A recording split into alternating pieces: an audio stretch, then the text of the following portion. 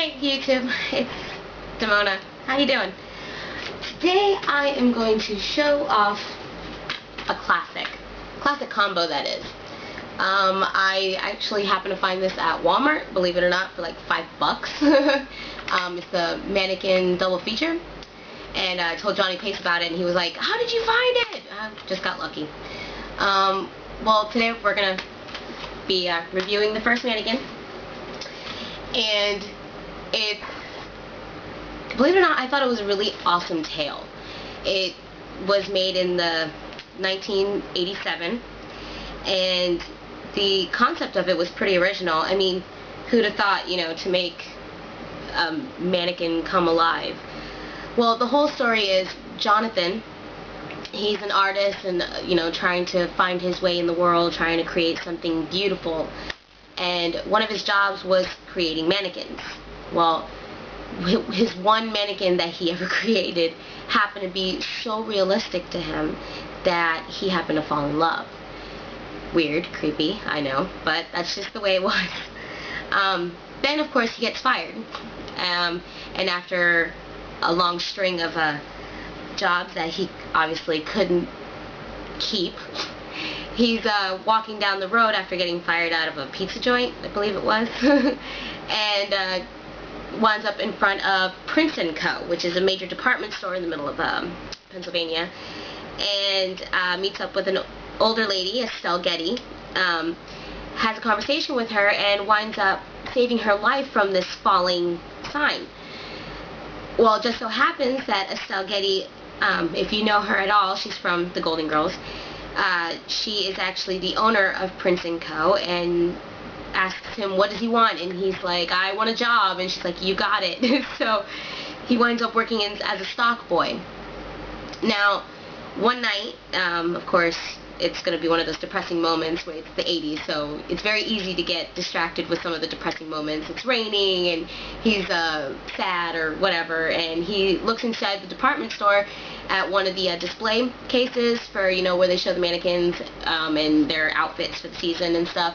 Well, he winds up seeing his creation, his mannequin, and it's like, "Oh my God, I can't believe it's you," and, you know, that moment where he's trying to figure out how, you know, how to get in there. Well, later on, as he's stocking up, the mannequin actually comes alive. Emmy, who is actually an Egyptian chick that winds up getting tossed through time and space because something about, you know, she wanting to have more instead of marrying who she didn't want to marry and things like that. And she comes alive for just Jonathan. Anytime anybody else comes in the room, she's a mannequin automatically again. Everybody thought Jonathan was going crazy, but they didn't talk about it because it was his muse, because Emmy and Jonathan wind up becoming like a team in creating the most fascinating window displays for Prince & Co. Now, the rival department stores obviously did not care for this very much, and wondering how on earth they're getting all this popularity, and tried to recruit Jonathan for a job doing their displays.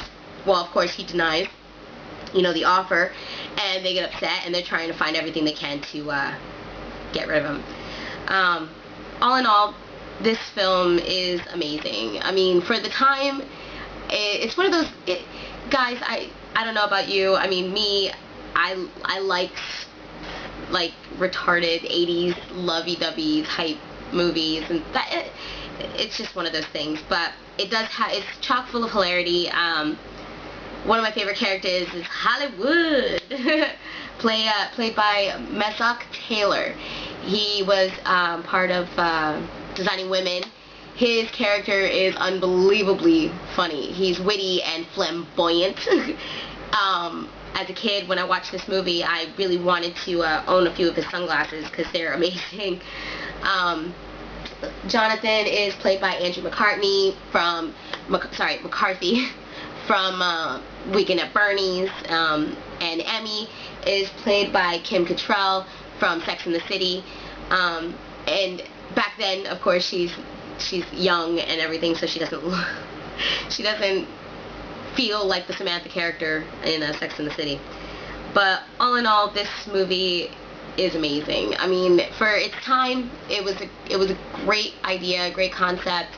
The fact that they came up with the whole mannequin to person, person to mannequin, mannequin person when people are around and not around, and just some of the situations that Jonathan gets himself into was pretty funny. The security guard is also one of my favorites. Once you see that, you'll understand why, and his dog, Rambo. Poor thing. But definitely check out Mannequin. It's a great 80s flick. It's just one of those oldies but goodies, and you just get a real feel for the characters and the story, and what they really wanted to bring across on the table. So enjoy it. Just go out and check out Mannequin. It's one of those you could definitely own for your collection. And maybe tomorrow I'll be reviewing Mannequin 2. So I'm Mistress Demona, right here on Mistress Demona Unplugged. I'll see you next time, guys.